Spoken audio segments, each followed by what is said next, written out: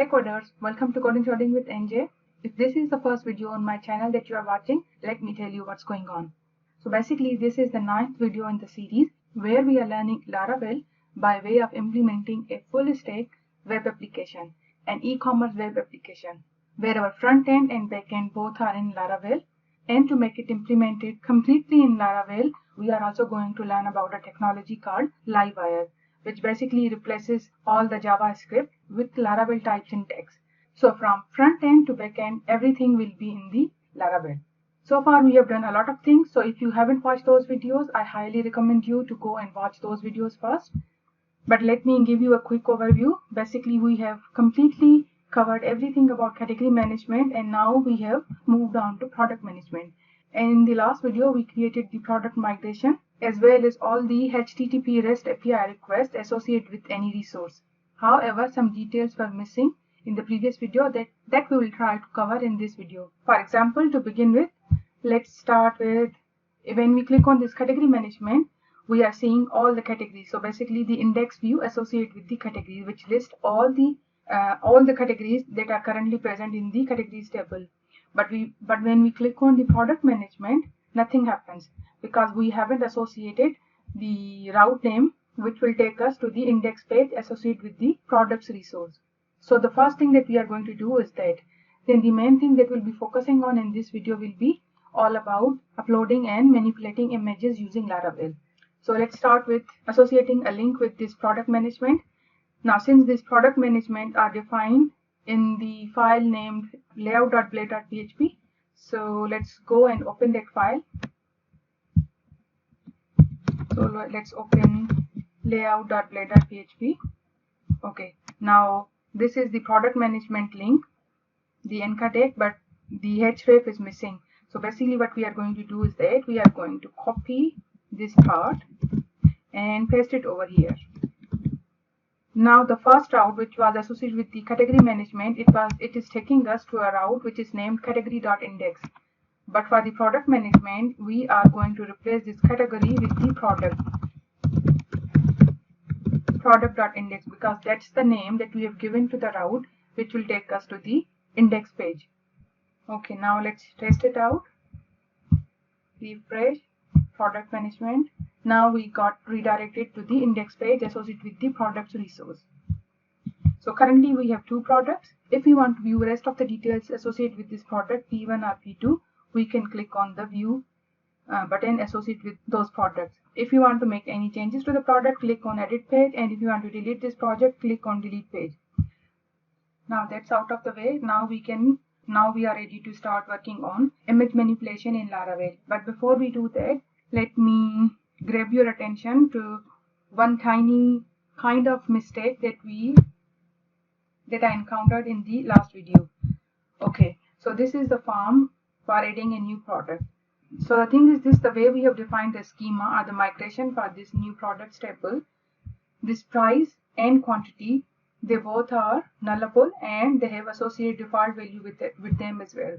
So basically, let me put some value over here because this is a required field. Let's give it P3 for the product name, and product category, this is also mandatory. Let's put 3. The product description is not mandatory. It's not required. Likewise, price and quantity are also not required, and these are also not required. The status is 1. So it is selected by default as active, so it's 1. So the reason for making all of these values nullable was so that I don't have to fill in all the fields each time we are adding a new product to the table. Because since we are in the development process, we are bound to encounter syntax errors. So I didn't want to go through filling all the fields and then end up having an error and then again coming back and having to do with refilling all the fields again. So in order to avoid that, I made all of these input fields nullable. But for the price and quantity, I gave it default values as well. Now considering this behavior, the logic that we have defined in the migration for this products table, when I click on this submit button, everything should go smoothly and a new product should be added to the products table. So let's click on submit and let's see. Okay, so we haven't got the error over here for the description input field. However, for the price, it says the price must be a number and the quantity must also be a number. So why are we getting an error for these two values and not for this description, even though this is also empty and all of these have been defined to be nullable? Just to refresh your memory, let me open up that migration file.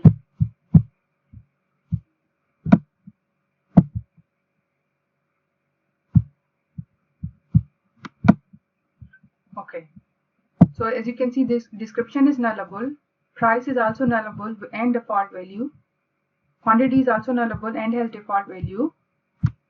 So if we didn't get any error for description, why are we getting error for the price and quantity? So that has something to do with the way we have defined our validation rules. Let me close this.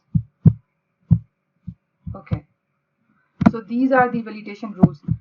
So I have put sometimes over here. Turns out there is a slight difference between the validation rules called sometimes and nullable.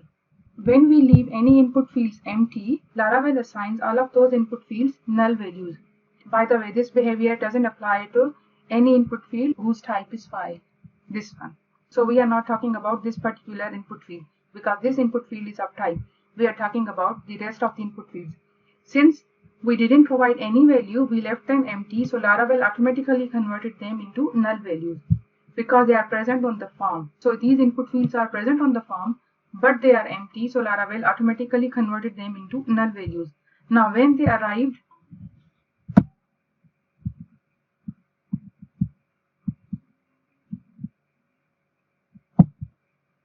over here to the store method, this request contains all of those input fields whose value we didn't enter as null values. So just to give you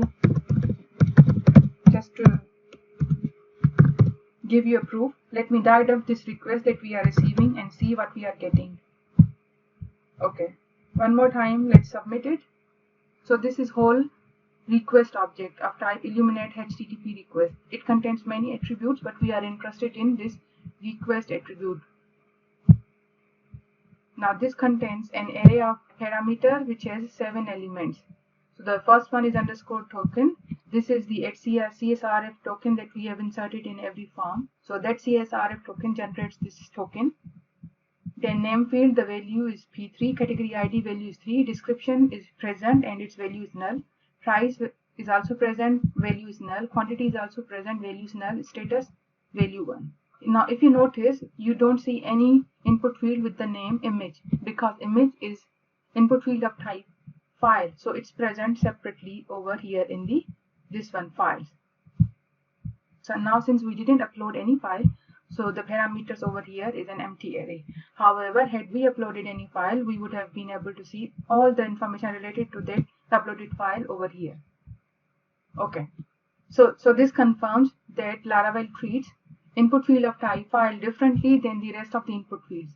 For the rest of the input fields, when they are present on the form but not entered any values for them, then Laravel sends them to the backend, to the server as null values. Okay, so this is one part. Now let's again comment this out. Now we have received this request and we are validating this data. So let's go back to the validation rules. Now over here we have put sometimes as a validation rule for all of these fields. We could have also put nullable there as well, but I went with the sometimes. So the way sometimes behaves is that at a superficial level, it seems that nullable and sometimes behave similarly. For sometimes, if the value is present, then the rest of the validation rules will also be triggered and they will also be checked against whatever input field those validation rules are defined. For example, for the price, if the price input field is present, then these two validation rules will also be checked. However, if this price input field was missing, then these two validation rules will not be checked. So sometimes make it optional. If the value is not present, it's okay. But if it is present, then check the rest of the validation rules as well. Almost similar kind of behavior is displayed by a validation rule called nullable. So if the value is nullable, then it's fine. The rest of the validation rules will be skipped. However, if any value other than null is present, then rest of the validation rules will be checked against. But there is slight difference. Nullable validation rules, as the name suggests, considers null as a valid value, and because it is null, it's acknowledging that it's null, so it won't check the rest of the validation rules. However, sometimes validation rule doesn't focus on the value null itself. Rather, it checks the presence or absence of the input field itself. So if the input field is present, like over here, if it's present, it doesn't matter what value it contains. As long as it's present, this sometimes will say, okay, you are present, so now the rest of the validation rules must also be triggered. So having present null value there, sometimes okay, price, you are present there, good. Now let's check you against these two validation rules as well. But now because null is not a number, so this first validation rule failed. So this is what happened. Even though as per the migration defined, we should not have encountered error because the price is nullable, plus we have given the default value as well. But because we have chosen sometimes as a validation rule, and sometimes doesn't recognizes the fact that if it's null, the rest of the validation rules should be skipped.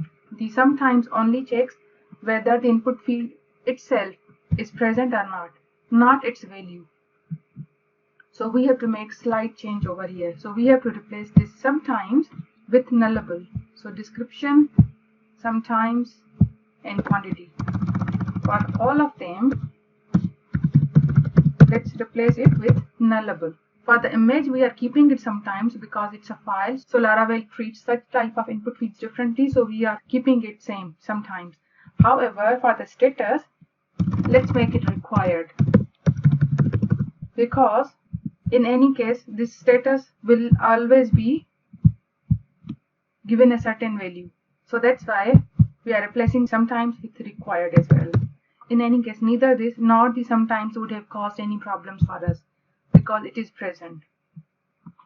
Okay, now let's go and test it out one more time. So P3 category is 3, product description, leave it, leave. Let's click submit.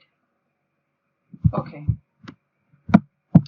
Now we have got a new product with the ID 9, category 3, name is P3, description is missing, quantity is missing, price is missing, image is missing, status 1. Okay, so now you must be wondering, why didn't we get the default values for the quantity and price? Because we have given them default values. For the price it's 9.99, for the quantity it's 10. We didn't get them. That's because these default values will only be applicable if not even null value is present. So when this input field is completely missing, let's open the create view for the product. Okay, so for example, for this price, if we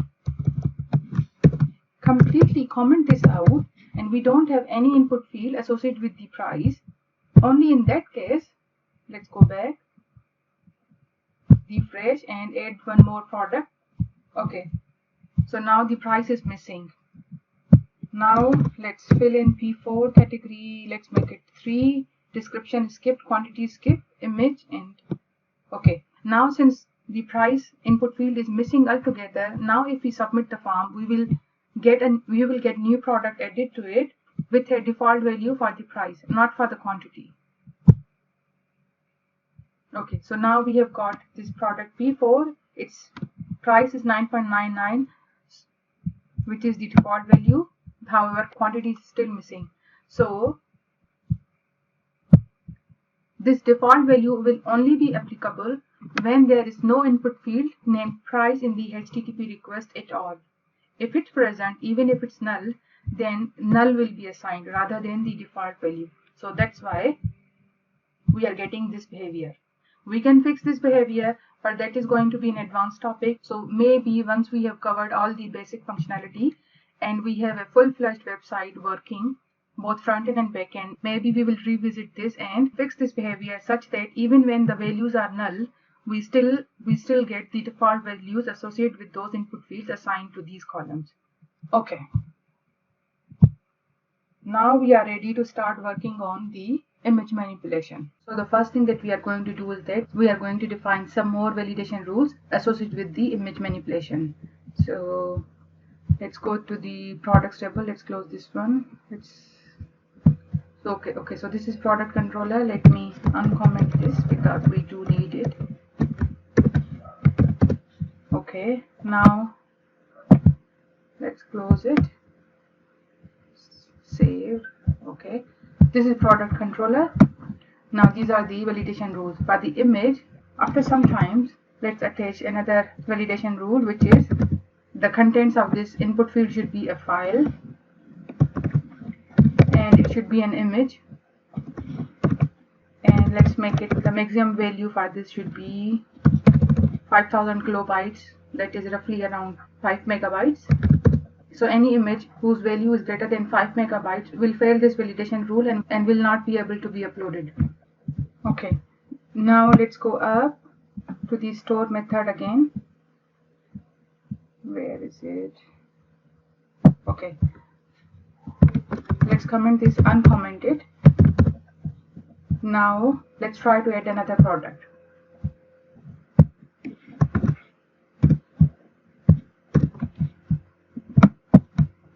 Now let's choose a file.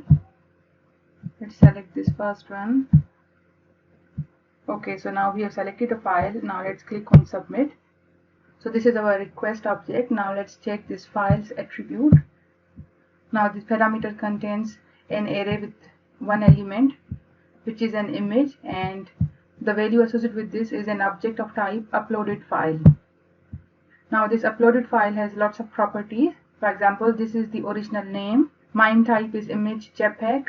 We can also define the types in the validation rules as well, but let's leave it. Okay, this is the path. This is where it's currently temporarily stored. This is file name, the temporary file name, and the temporary base name. Okay, and this is the temporary path.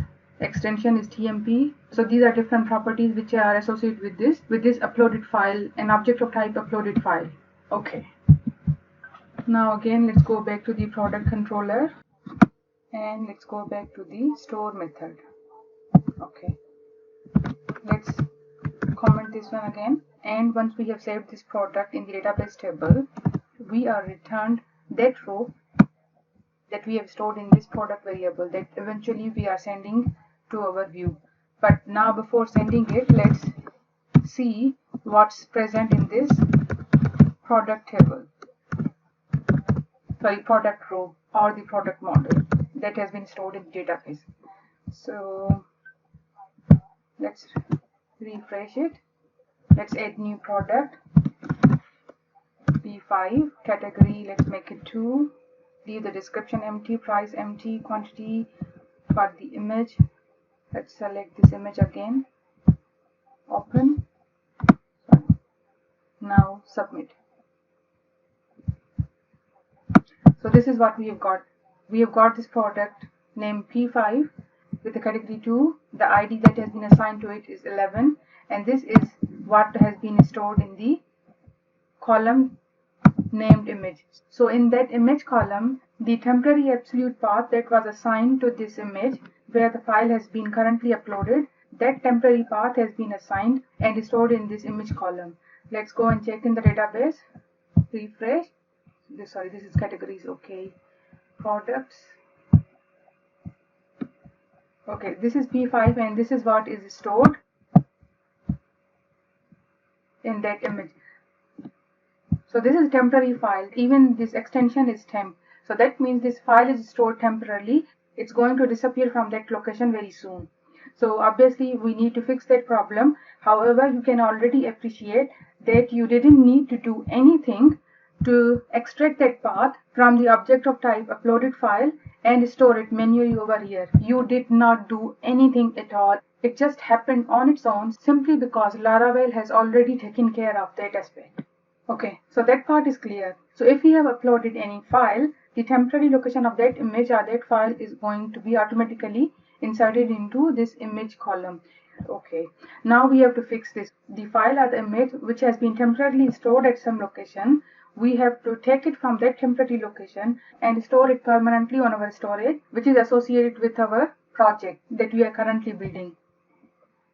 So for that, what we are going to do is that we are going to define a separate method, because we are going to reuse this method when we are updating the product. So let's define this method as a private method, private function store image, and as a parameter we are passing in the product that we have just created. Now inside it we are going to first of all check if we actually have uploaded a file. So to check that, we need to access the HTTP request. For that we have a helper function over here. Now over here we can't use the request object because we don't have access to that. We only had access to that in our store method. Over here we have this request object, so that's why we could use this, but over here we don't have access to it, so we are instead using helper function named request. So to this we are going to check if this one has a file with the field name image, because that's the name that we have given to this input field. So if this request has a input field which is actually a file, that means it not only has this input field of type file, but it actually contains the file. In that case, we want to update the product table, the product model, or the row that we have just created, and we only want to update its image field because currently that image field is storing the temporary location of the file. So now we have to do two things. First of all, we have to take that file which is stored at a temporary location. We have to store it permanently with the storage that is associated with our project, and then whatever name gets assigned to that file automatically by the Laravel, get that name and store it over here, because that name will identify that particular file in the storage that is associated with this project. So now we are going to again say from the request get the file which is named image. Now this will return us an instance of type uploaded file, and that uploaded file has a method defined on it which is called store. Now this store can take one or two parameters. We are going to go with 2-parameter one, and let me define what these parameters are and then I'll explain them. Okay, let's remove this semicolon. Okay, so the thing is this, when we use this store method, this is going to store this file relative to the path which is associated with this project. So whenever we store something using this store method, that file is going to be stored in a location which is, we have to look for a folder named storage. Okay, so this folder, let me close it. Okay, now this folder contains subfolders. So whenever you store any file, it's going to be automatically stored in this storage folder, and within this storage folder, it's actually going to be stored in this app folder. So if you don't define this second parameter like this one, if you only give this first parameter, so what this will do, it will create a folder named uploads. Then this file is going to be stored inside this app folder, which is inside this storage folder. However, if we place this file inside this app folder, it will never be accessible to the public. That means in the browser we will not be able to see that file. Now what will be the point of uploading any images associated with any product if the users can't see them? So we have to make sure that the users are able to see them. So the first step toward ensuring that is to place this file inside the public folder, not in the app folder. So inside the app folder, we have a folder named public. We have to make sure the file gets stored in this folder. So that's why we have to give the second parameter. So now we are saying create a folder named upload inside this public folder, and there the file will get stored. So this is first step. It will still not be accessible to the public, but it is marching towards it. It's working towards making it accessible to the public. Okay, so we have to make sure we do that. So once that file gets stored at this location, it will be assigned a unique name, and that name will be returned to us, which we are going to store in the image column in our database table. Okay, now this is first step. Now what is the second step that we need to do? We have to basically create a symbolic name between this storage. So this is the local storage. Anything which is available over here will not be directly accessible to the public. So we have to make sure that it is accessible to the public. To make it accessible to the public, we have to make sure that there is a symbolic link between this storage, and let's go up and let's look for a folder named public over here. So to this folder, which currently doesn't contain any other folder, we have to create a symbolic link between this public folder and our local storage, this one over here. So once the symbolic link is created, even though we will store the file over here, because symbolically a link will also be present over here in this folder, hence the file will be accessible to the public. That means we will be able to see it in the browser as well. If you don't do that, it won't be accessible. So now we have to create that symbolic link. And how do we do that? For that we have to use another artisan command.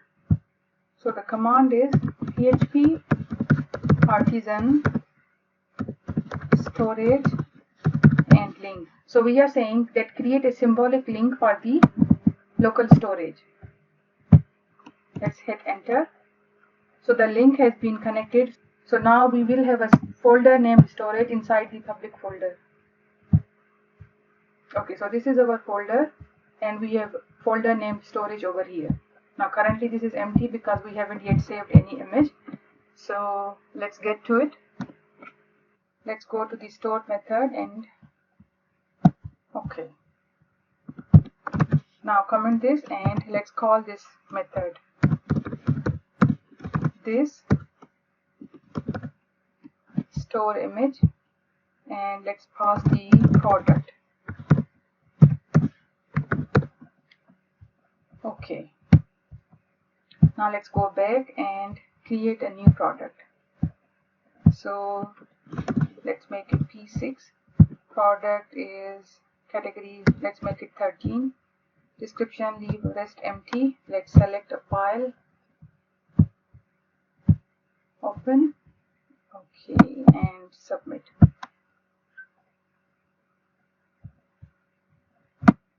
Okay, so now this image is showing the relative path in the uploads folder, and this is the name that has been given to this file. So we didn't define this name. This has been automatically created by the Laravel. So it's a unique name, and we can be certain that no matter how many images we store, they will always have a unique name. So first of all, let's go and check our storage folder, the local storage. Over here, I think we have this uploads folder and we have this image.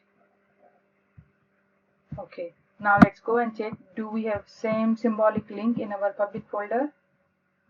So where is the public folder? There it is. So inside the storage, we have upload folder, and there we have the same link.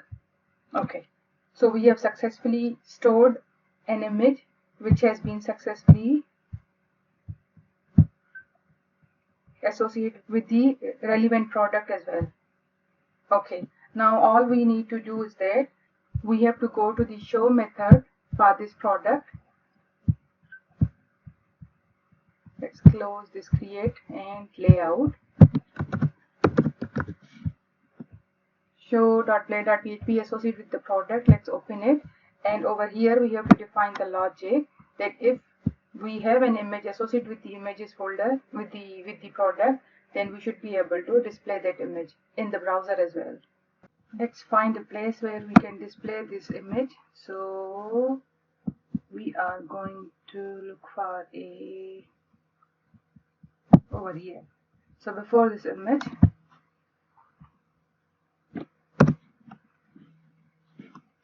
first of all, let's check if we have any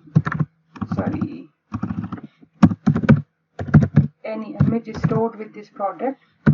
So if there is if this image property of this product object, if it's not empty, that means it contains some value, that means it has an image. In this case we want to display this image. And in the source we need absolute path to this public folder. So since this is an asset, so we are going to use a helper function which is called asset, and this asset is going to start looking for whatever path we provide over here within the public folder. over here. So we have to provide this storage and then upload, and this file is already in the image itself. So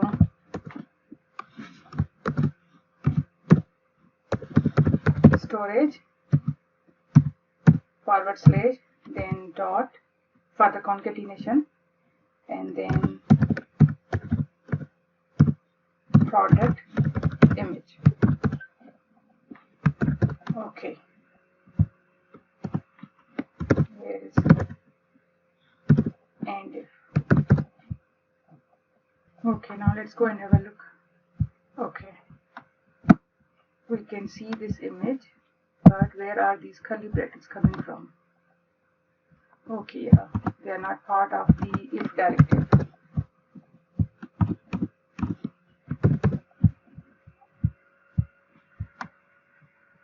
Okay, good.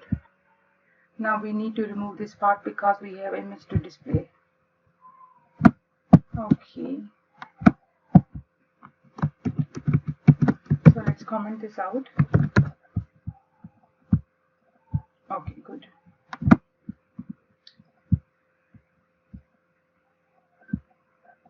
Now we have to go back. In fact, we have to define the logic with the when we are updating the method as well. So let's go to the controller.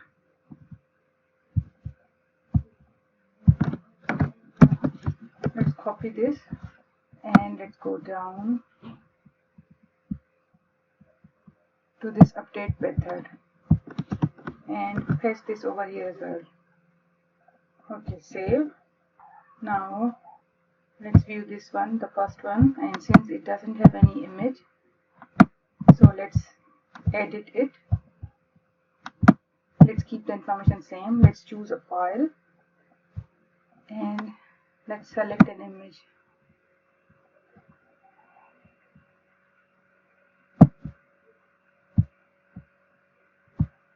Open, submit. Okay, so this is the image. So now we are successfully able to upload images and associate them with the products. Now there is just one problem that we still need to handle. Now look at this image. It's horizontally long than vertically. I have added one more image for this P2. Let's view this first. Now look at this. This is not as horizontally long as the previous one. So this one has different dimensions than the one for the first one. That means all of these images have different dimensions. So this is not a good idea. If each product's image occupies different dimensions or different size in terms of width and height, then our user interface will not be consistent. So we have to make sure that all the images gets uploaded with same dimensions. Then we can consistently define a user interface which looks same for all the images. Now the easiest way to do that is to install a library which is called intervention. So let's go and have a look at the intervention library first. So this is an image library to manipulate images with PHP. These are all different methods defined in the API. We are interested in this fit method. So this fit method has many parameters. One is mandatory, the rest, as you can see, are optional. We will be explicitly mentioning the width and height to resize this image. So basically what will we do? First of all, we will create an image using this make method, the static method defined in this image class, which is part of this intervention library. So this will kind of represent the image on which this intervention library can work on. It's stored in this image variable. We can store it in any variable we like. Then on that image, we call this fit method with the width and height provided. So width and height, again, it's up to us how much width and height we want to give it to. And then we will save this image back to our hard disk. So this is very simple. We don't have to do anything except for these 3 lines of code. But first we have to download this library. So to install this library, we have to write the command composer require intervention / library. So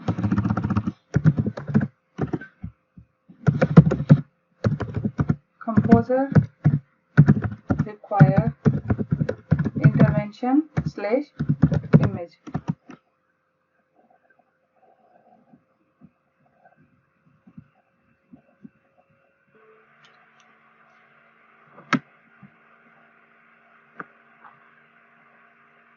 Okay, so now the library has been successfully installed. So let's go and let's go back to our function save image, store image. Okay. Now outside this if block, so we have to resize this image once the image has been stored on our disk. After that, we will take it from that disk, do the manipulation, and again store it back in its original place. So let's create a variable of type image.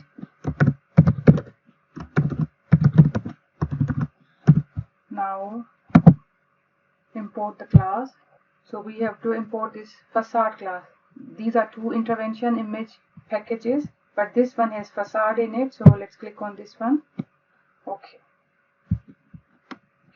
So now that class has been imported.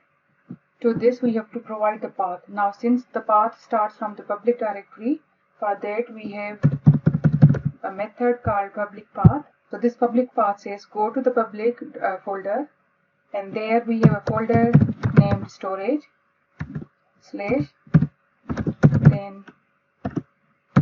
product image. Now to that image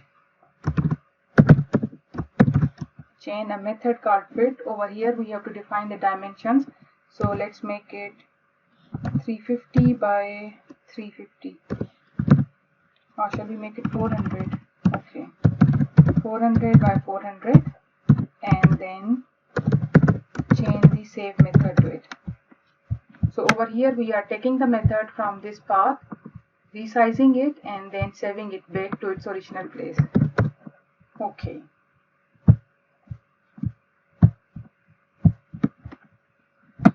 Now let's edit this.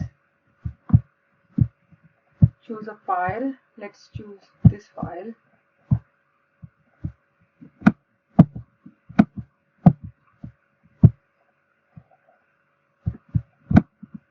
Okay, so this is image. Now let's go back. For the second one, let's edit it. Choose a file and let's select the second one.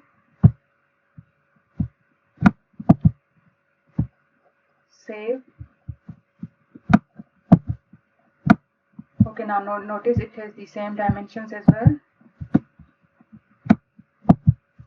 Go back. Last one. Edit.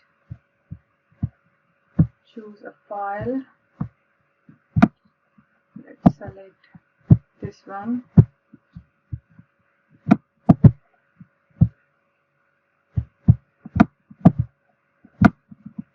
Okay. So now all our images are being resized to same dimensions. Okay, so this was all the logic required for image manipulation. Now the only thing left is that we have to redefine this. We have to make some changes to this index page so that we are able to see thumbnail of each of those images which are associated with these products over here. So let's just do that. Now since this data is coming from the index view associated with the products resource, so let's go to that index.blade.php file. Okay, so this is our index.blade.php file. I'm going to make slight changes over here. The first thing is that since we copied everything from the index.blade.php file associated with the categories, so therefore you can see even the titles have categories in them. So the first thing that I'm going to do is that I am going to replace all of these paragraphs with divs. Then I'm going to replace every word called category with word product. So this is category title, so I'm going to turn it into product titles. And the third thing that I'm going to do is that I'm going to create another file called product_index, which will contain the CSS styling will only apply to this index file associated with the product resource. So these are the three things that I'm going to do, and let me just make those changes and come back. So after making all of those changes, I have replaced the index.scss with product_index.scss, and now notice all the paragraphs have been replaced with the divs, and I have brought up this image at the forefront. I mean, this is the first in the this image is going to be the first in the in that row, and then I have kept the ID, category ID, and description commented out, because this way it was occupying too much space, and since we already have another page where we can see the whole details belonging to that product, so in order to squeeze everything on that space that we have for displaying the product in a single row, I have commented these three columns out. For the image, so I have replaced this with this div basically comments an image element, and I have given it width 45 pixels so that it's very short, thumbnail like, and rest is same, only the class names have been changed. Okay, and now as far as the changes in the SCSS file that I have made is that basically everything is same except for the grid template column. I have given it 8 in the repeat, so each row will contain 8 columns. Now if you notice, if you count basically, so in each row we have 1, 2, 3, 4, 5, 6 elements, but I have given this one 8 elements because the last element contains actions, that means 3 buttons, so they occupy more space. Okay, now after making these slight changes, the rest is same basically. So let me slowly hover over this so that if you like, you can copy and reproduce everything in your project. So it's basically repetition of the same index.scss file. The slight change I have made over here is that I've given this last column 3 spans, and this each row consists of 8 items on single row. So these are the only changes that I have made. The rest is same. Okay. So this is how it looks after making all these changes. Now everything fits in this area. This is the image associated with this particular product. Since these one don't have any image associated at the moment, so you can see empty images over here. Then the name, price, quantity, status, and these actions. If you want to know the ID, category it belongs to, or the description, you can click on the view to get all the information. Okay, so this was all the styling that was associated with the products. Now we have to replace this 1 with active and 0 with inactive. For that we are going to use mutators. Since we have already seen how to use mutators, so I'm going to be very quick about it and just quickly replace this part with those mutators. So what I'm going to do is that I'm going to open category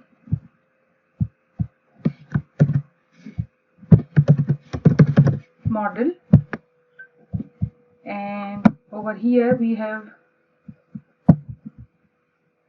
this mutator defined. So basically for the status we are returning a mutator called getter. So whenever the value is 1, active will be returned, and if it's 0 or otherwise inactive will be returned. So basically we have to simply copy this part and put it with the product model.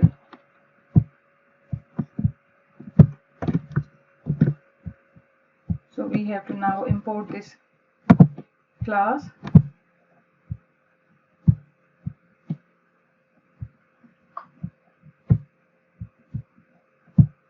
Refresh. Okay, as you can see, all of them are active. So let's edit one of them and make it inactive so that we can see if it is working for inactive one as well. Image source not readable. Huh? Why did we get this error? Oh, okay. Well, let me show you. Okay, so this is our when we submitted the form. This is where we arrived. So over here, first we validated the data. The image is missing. Fine. Validation happened successfully. Then update also happened successfully. But when we reach here where we are calling store image, then we get down over here, and over here we are checking if request has file. It doesn't have, so this part doesn't happen. But then over here, then since this is these two lines of statements are outside this if block, so even if we don't have an image, it's still trying to get an image from our disk and refit it and resize it and put it back there. If there is no image, so this should not happen. So what I'm going to do is that I'm going to cut it and put it inside the if block. So hopefully this will solve our problem. And since we are at it, I'm going to change the dimensions from 400 to 500, so that when we display it on a separate show view, we should have slightly bigger image to display.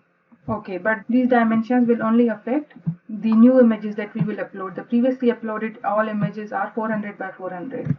Okay, let's save it. And okay, now it's inactive, so it got changed properly. It didn't get any error. Now just to be certain, let's make this one inactive as well and see if image is causing any problem. Not uploading any image file is causing any problem. So let's change this to inactive, submit, and we didn't get any error, and it has been changed to inactive as well. Okay, so I think we have had enough learning for today. Let's end this tutorial right here, and in the next one we will be discussing about service containers, service providers, and the main thing why we will be explaining that was because let's create a new image. Okay, so when we are creating a new image over here, we should have a drop down list over here, and it should display all the categories that we currently have in our database table, and we should be able to only choose from one of those categories. We should not be able to randomly put some category ID which doesn't exist in the categories table. So we should not be able to do that. So to ensure that these things are slightly related to the service containers and service providers, and since we will be introducing those concepts for the very first time, so it warrants a separate video for that concept. This way, later on when you need to revisit these concepts, you will know exactly which video tutorial to watch as well. Okay, so with this we are ending our today's tutorial. If you did like it, please don't forget to comment, like, subscribe and share. Thank you so much.